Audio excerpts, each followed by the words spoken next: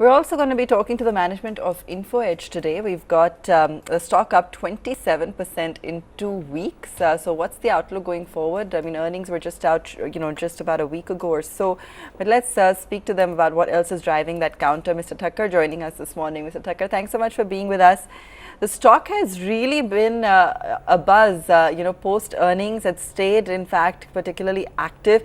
Any material development since then? Anything that's in the works that you'd like to share with us? No, not really. I think we have been performing well, and we have been performing well consistently over past many quarters. So I am not an expert in market. So I can't tell you about what the stock price and why the stock price is up. But our performance has been consistently good. And yeah, I think there is a small announcement that we did about a small acquisition that we did about IM Jobs. I don't think that there is anything other than that to our understanding. Chintan, while billings growth in your core businesses like Naukri and 99 Acres has been strong, analysts have also been revising upwards your valuation of Zomato in the sum of parts sheet. How is it that you see your core businesses performing versus the investee companies over the next 12 months? Well, I think this operating businesses, the core businesses that we have, are kind of a very different in its nature than the businesses like Zomato. Like Zomato is something which is trying to change consumer behavior. It's a high capital consumptive game. It's its competition is intense. While if you really look at our operating business, I think we have been kind of gradually inching up, and we have a very consistent and solid story. So I think both are very different in its nature. I think past over if you look at past maybe let's say 3 years, I think our core businesses have been consistently rising, and that kind of has been kind of surprising people. In between, people are expecting that some of these businesses will not do so well. Particularly last year, our IT business have done very well. So whatever the recruitment has a dependency on IT business, and I think that has done very well. Recruitment business have also kind of done very well because we have grown around 31% YOY. So I think that people have started noticing that I can see that. Right. Okay. Now, while Zomato and Policy Bazaar are seeing fairly good revenue growth, the losses have increased there quite substantially. In fact, in FY19, close to 300 crores versus 44 crores, which is what we saw last year. So with the competitive intensity high in the food search and delivery segment, with a lot of your competition well funded, will we see losses continuing in the future?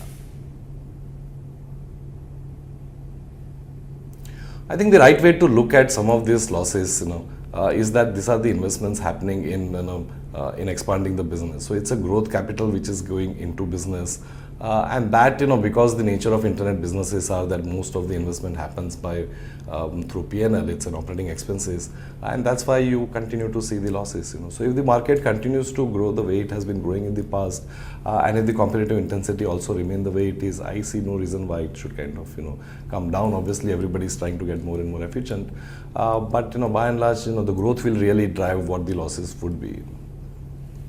So let's talk about that acquisition of IM Jobs. Given the kind of revenue it earned in FY19, which is about 16 crore, what's the operating or bottom line metric? What synergies will we see with Naukri?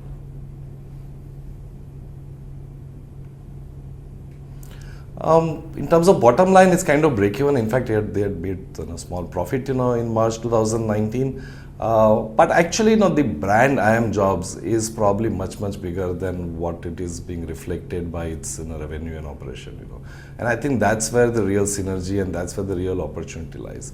It's a great brand. It's a differentiated platform. So our approach of doing a multi-brand activity, I think that kind of expands our value chain, and I think that's the real story. What about the internet business? What are you penciling in from Jeevan Sathi, Shiksha, and some of the other smaller ones in terms of growth? Or what is the plan for the kind of investments that have been made here? Well, Shiksha last year grew around 17%. It's break even. So again, it's a small business, but it's kind of growing 15-17% year over year.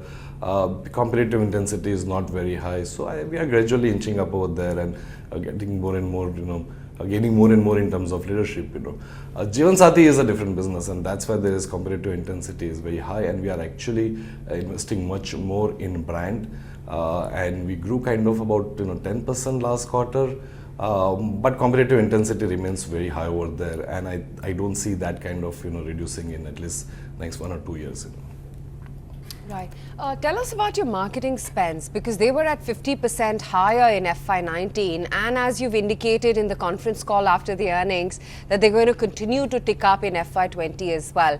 With margin expansion likely to be limited from the current 31% levels then, is that a fair assumption? Look, the truth is that we really don't start, any business, planning exercise inside the organization thinking about margin. We do what is right for the business. Last year, we invested a bit more in branding on recruitment side as well as on 99 acres, because 99 acres we saw some green shoots, particularly on the resale rental business. We saw that there's more traffic and there's a pent up demand and there are more transactions happening. So we increased our spend. Similarly, we have kind of done a campaign for branding in Naukri, and the results that we have seen from them are very encouraging, and we think that from this standpoint of strengthening our brand for a long term 3 to 5 years kind of a period, we need to continue to spend more, and we have done a good campaign last year, and now we are more confident, and it's likely that we would spend more, although it's a discretionary spending and we will kind of look at it on a quarter to quarter basis. Having said that, we are likely to kind of spend more, but actually more importantly our more investment is going in on the technology side. We are upgrading our technology talent, we are kind of hiring more tech people, particularly at the higher end of technology, machine learning, artificial intelligence, data science. I think that's where most of our investments are going, and that is more permanent kind of a cost that's getting added on our cost structure, because that's usually people cost, right?